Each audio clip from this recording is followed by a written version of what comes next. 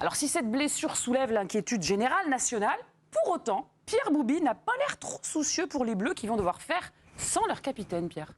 Ouais, ils vont devoir faire sans leur capitaine, mais bon, c'est pas la totalité de la compétition. Déjà, je trouve déjà que c'est... Alors, dans le malheur, évidemment, je suis plutôt content que ça arrive le premier match plutôt que le dernier, juste avant les matchs à élimination directe. Et puis, je trouve que ce groupe est assez homogène quand même. J'ai l'impression que Didier Deschamps a une palette cohérente, compétitive malgré tout. Alors, évidemment que l'équipe de France est moins forte sans Kylian Mbappé, mais j'ai pas l'impression que ce soit lui et plus rien. J'ai quand même l'impression qu'il y a largement de quoi faire des différences. Il y a largement aussi de quoi être costaud. Il y a beaucoup d'éléments qui me font dire que je suis rassuré par rapport à ce match d'hier. Donc voilà, après ça va être la faculté d'Mbappé à récupérer de ce choc qui est assez conséquent. Mais voilà, c'est pas le premier à avoir le nez pété et à rejouer peu de temps après. Je trouve que 10 jours en arrivant justement pour les phases finales après les matchs à élimination directe, je suis assez optimiste pour son retour. Donc voilà, ne précipitons pas les choses et je pense que ces 2 matchs avec cette première victoire est déjà un bon pied et demi dans cette compétition. Pas d'inquiétude pour Pierre Boubi. Avant d'écouter Bertrand, du côté de Hugo et de Georges, on est un petit peu inquiet quand même ou... Moi, je suis plutôt très inquiet pour 2 choses. La première, c'est que pour la première fois, j'ai senti Didier Deschamps créer une équipe autour d'un joueur et non les joueurs qui s'associent au collectif qu'il veut mettre en place. Il veut mettre Mbappé dans les meilleures dispositions. Or, il l'a plus au bout du premier match. Et deuxième chose, c'est parce qu'il n'y a pas un mec qui marque, en fait. Là, hier soir, c'est-à-dire que Thuram ne met pas un but en équipe de France, Dembélé ne met pas un but en équipe de France, Coman ne met pas un but en équipe de France, Barcola, il vient d'arriver, donc je ne sais pas. Et il reste Olivier Giroud et Mbappé qui plantent, en fait. Donc moi, je suis plutôt inquiet dans ce sens-là. Comment est-ce qu'il va rebasculer en mettant Giroud en pointe? Est-ce qu'il va laisser la place d'avant-centre à Thuram et donc qui mettra à gauche? Et après, qui va marquer des buts dans cette équipe? On a essayé d'imaginer une composition des Bleus sans Kylian Mbappé s'il venait à être forfait pour les prochains matchs. Oui, exactement. Alors, on n'a pas trop changé tout ce qui est la défense et le milieu de terrain au vu de la performance d'hier qui était plutôt à noter, qui était remarquable. En pointe, on pourrait imaginer voir Marcus Thuram donc retrouver ce poste de numéro 9, lui qui hier a pas mal bougé avec Mbappé sur le côté gauche. À gauche, Barcola ou Kingsley Coman, tu en parlais notamment Hugo, Dembélé à droite. Les questions aussi, on peut se les poser avec Kolo Muani qui a été un des premiers entrants hier, Georges. Tu le vois, Kolo Muani bousculer, peut-être passer devant Barcola dans cette compo? Je suis pas sûr que ça change énormément de choses et que ce soit particulièrement décisif pour l'avenir offensif des Bleus. Moi, pour répondre à la question, je serais plutôt d'accord avec ce qu'a dit Hugo. Je serais plutôt inquiet parce que Mbappé, il représente une menace pour toutes les équipes qu'on affronte, même s'il ne marque pas de but, c'est un joueur qui peut faire, on va dire, reculer un bloc adverse, qui peut attirer l'attention et libérer des espaces pour les autres. On a tendance à regarder beaucoup les statistiques. Je pense qu'Mbappé, c'est beaucoup plus que ça, et on l'a bien vu hier. Voilà, c'est lui qui finalement est à l'origine de ce but contre son camp. Ça m'inquiète d'autant plus que on sait. Il avait besoin d'enchaîner des matchs, je pense, parce que voilà, on a beaucoup parlé dans l'approche de cet Euro sur le fait qu'il avait besoin de se mettre en confiance physiquement et à la fois mentalement, et qu'il a un nouveau coup comme ça. On ne sait pas comment on va le récupérer, on ne sait pas avec quelle appréhension il va revenir sur les terrains. Et puis moi, là aussi où ça m'inquiète encore un peu plus, c'est que ça nous donne aussi moins de possibilités, mine de rien, sur le banc, parce que là on parle des titulaires potentiels, mais à la 70e minute, ça veut dire qu'en fait on fait rentrer des joueurs, on a un banc un peu moins fourni aussi. C'est-à-dire que je préférais que Giroud rentre en cours de match et joue contre un bloc défensif fatigué plutôt que débuter la rencontre exactement et qui pouvait fatiguer. Donc je pense que ça peut quand même impliquer beaucoup de choses et faire baisser sensiblement le niveau de menace de l'équipe de France. On a quand même le meilleur buteur. On est dans le mal. On a quand même le meilleur buteur de l'équipe de France sur le banc. Enfin, j'ai l'impression que toi tu te bases sur Coman, sur Dembélé, je veux bien, mais déjà.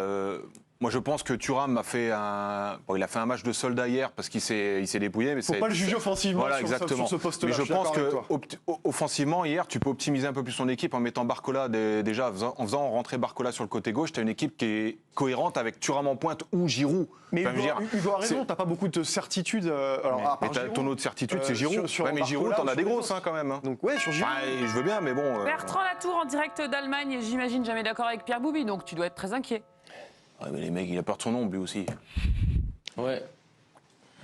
Ah bah oui, non mais bon, il y a quelques raisons quand même. Et Didier Deschamps avait une mine déconfite à l'issue de la rencontre, amigo. C'est qu'il y a des raisons. L'équipe, elle a été axée pour que Mbappé soit dans les meilleures conditions possibles. Et en l'état actuel des choses, celui qui marque des buts, c'est lui et pas les autres. J'occulte pas du tout Olivier Giroud, mais Olivier Giroud, hier, si Mbappé ne se blesse pas, il rentre pas. Hein. Il faut quand même en avoir conscience. Donc, mais Giroud, c'est pour moi le rayon de soleil. Sinon, nous avons que des joueurs, ou presque, Kolo Muani étant sans doute le seul qui peut de temps en temps marquer, mais qui sont capables de percuter, de faire des différences. Mais ce ne sont pas des joueurs sur lesquels on peut compter sur eux pour marquer à tous les matchs ou très très régulièrement. Il suffit de regarder les statistiques des différents joueurs qui peuvent entrer en jeu, qui sont des ailiers. Donc moi évidemment que je suis inquiet. Il y a des raisons de l'être. Et là, on ne parle que de l'aspect terrain. Et c'est évidemment le plus important. Il y a tout ce qui est aspect hors terrain, où, à l'instar de ce qui s'est passé pendant la Coupe du Monde de rugby avec Antoine Dupont, ce feuilleton-là va polluer, phagocyter le reste par les questions qu'on va poser en conférence de presse, parce que c'est un sujet qui intéresse. La blessure de Mbappé a été relayée partout. Donc il va y avoir ça. Et quand est-ce qu'il revient, quand est-ce qu'il revient pas.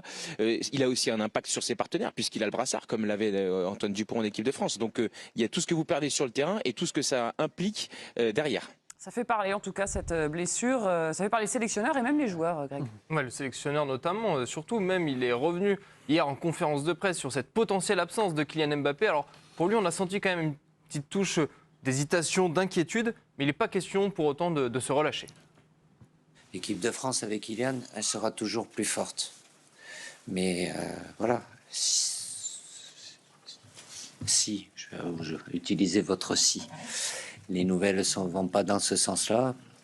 Ben, on se battra sans lui, mais évidemment, Kylian, c'est Kylian. Et dans n'importe quelle équipe où il est, l'équipe est forcément plus forte. Pierre, toi, tu comprends quand même un peu la position du sélectionneur. Oui. Il ne peut pas évidemment dire que c'est foutu. Non, mais en fait, il y a de doser un petit peu. le truc. Didier Deschamps a raison sur le point que l'équipe de France est plus forte avec Mbappé. Ça, de toute façon, c'est celui qui me sort le contraire. Il va falloir qu'il se lève de bonne heure quand même. Mais j'ai pas envie qu'on se serve de cette blessure d'Mbappé pour dire qu'en fait, avoir des excuses derrière.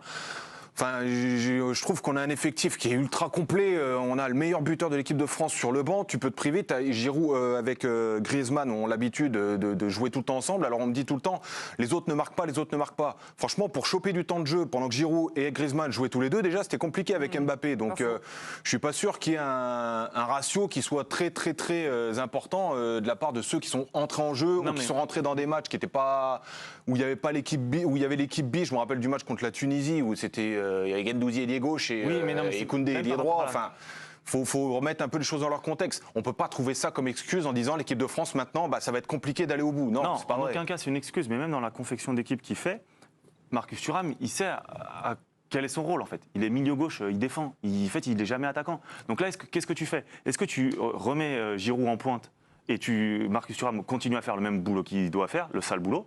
Ou est-ce que tu le mets lui en pointe en lui disant c'est toi l'attaquant, il faut que tu essayes de marquer. Mais si tu n'as pas la certitude de Giroud qui marque, t'as pas un mec qui met un but. Non mais d'accord. Donc Griezmann va faire quoi? Il va devoir monter plus haut pour apporter sa technique. Non mais quand vous me dites et filer des ballons au mec plus. Parce que les mecs ils font pas une passe entre eux.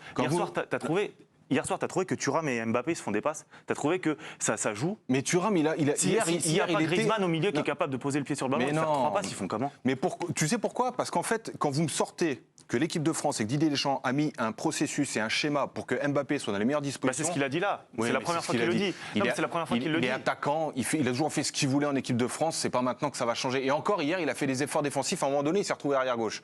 Donc je veux bien qu'on me dise ça, mais si des joueurs de ce niveau qui jouent dans tous les plus grands clubs d'Europe, d'accord, arrive pas à avoir des schémas préférentiels, à savoir qu'en fait, Griezmann, c'est important qu'il touche le ballon. Si tu as un Barcola, c'est important qu'il soit 1 contre 1 à chaque fois sur les côtés et que Dembélé aussi. Devant, tu vas avoir des occasions de but. Si tu as un Giroud, faut pas me faire dire que maintenant qu'il est sur le banc, en fait, il aura plus les opportunités de planter. Donc à la dernière Coupe du Monde, quand c'est Giroud, Mbappé et Dembélé avec le milieu, le même que là, sauf Tchouaméni, et que ça marche très bien, pourquoi il change là? S'il est si sûr que cette confection-là fonctionne? Parce qu'il défend moins. Parce qu'il a besoin d'un mec qui protège le couloir à la place de Mbappé. Quand il y avait Rabiot, c'était la même chose. Mais Rabiot, il a 70 minutes aujourd'hui. Mais Rabiot, t'as vu le match qu'il a fait hier? Il a été monstrueux. Mais si t'as Barcola, si tu penses que Barcola va pas faire les efforts qu'a fait Thuram hier, moi je pense que tu te trompes. Mais je dis pas ça. Je dis juste qu'il les fera probablement et il n'y a aucun problème. On parle juste de de savoir qui va planter, d'avoir des mecs à un moment qui... Non mais on joue pas avec des unijambistes devant, arrête. Moi je suis d'accord, on en parlait un petit peu la semaine dernière justement quand les premières informations sortaient sur est-ce qu'il faut tout jouer pour Mbappé, est-ce que c'est pas un risque. Moi là où je suis d'accord avec toi Pierre, à un moment donné c'est bon, c'est des joueurs professionnels, Bah oui. Les mecs c'est pas parce qu'Mbappé est pas là qu'ils vont plus savoir faire une passe, on est quand même avec des joueurs avec un niveau incroyable, on aura une équipe compétitive suffisante pour accéder en huitième de finale. Ça va, si on n'arrive pas à être meilleur troisième en ayant remporté le premier match sans Mbappé, alors que Mbappé peut revenir en huitième de finale éventuellement, ou avant même, c'est qu'a priori on n'avait rien à faire là. Exactement. Donc moi sur ça je suis pas trop inquiet, c'est plus sur l'énergie qu'il peut y avoir. Et moi je suis assez d'accord avec ce qu'a dit Bertrand. On ne sait pas l'impact que ça peut avoir au niveau mental ou dans l'énergie de l'équipe, d'avoir un joueur comme ça qui est un peu mis sur le côté. Enfin, à chaque fois qu'il y a eu des histoires comme ça, qui sont un peu négatives sur l'atmosphère d'une équipe, j'ai pas de souvenir que ça a apporté quelque chose de positif. Bah, évidemment, on pense tout de suite à Zidane en 2002 qui arrive blessé, on le force pour le faire venir. Ça marche jamais. Ce qui s'est passé avec Dupont à la Coupe du Monde de rugby. Alors je dis, on va pas être dans la caricature non plus en disant c'est à cause de ça qu'on a été éliminé. Mais ça crée quelque chose, quand même, une énergie dans l'effectif qui est peut-être pas très positive. Je suis sûr que les joueurs ils se posent la même question que nous aujourd'hui. Ils disent mais est-ce qu'on peut gagner sans Mbappé s'il revient pas? Je suis persuadé qu'ils se posent la même question. On va prouver aux Français que oui. Moi je suis sûr que non. Bertrand Latour, c'est vrai qu'il y a... Peut-être, mais il y en a certains qui se posent la question. Peut-être que Bertrand a la réponse. En direct de l'Allemagne, Paderborn. Non, les réponses, on les a pas de manière formelle. Mais je voulais rebondir par rapport à ce que disait Pierre sur l'efficacité des autres joueurs.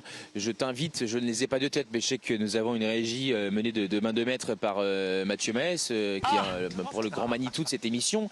Regardez le nombre de buts marqués par Ousmane Dembélé, qui n'est pas en équipe de France depuis hier.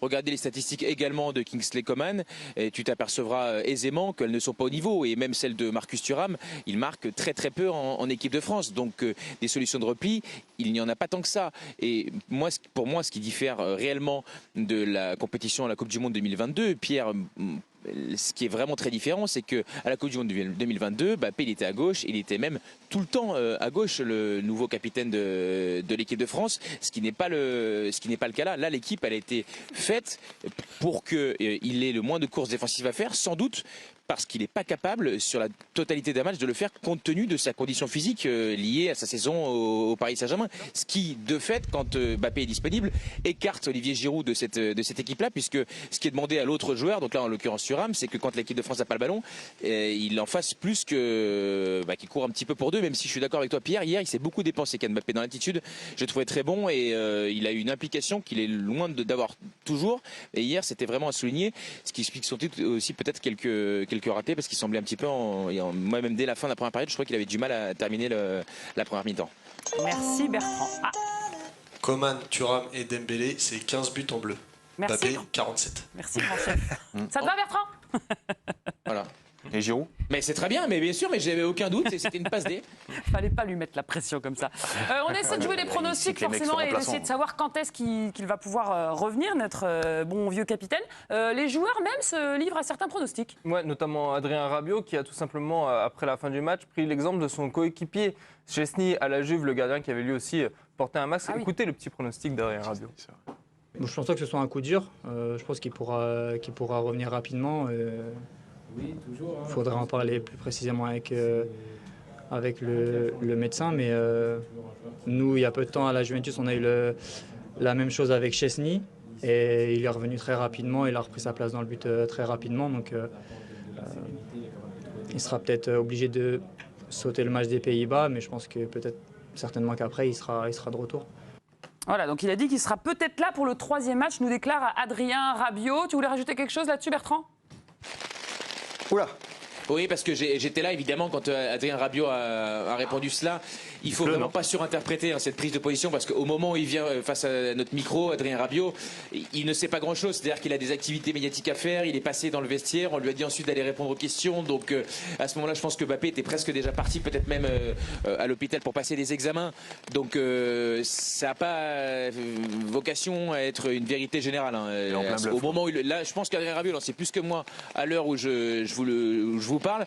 Hier, il en savait pas beaucoup plus. D'accord, il a beaucoup quand même. Il a tenté de répondre. Oui, on entend ça, ça s'entend dans le micro là.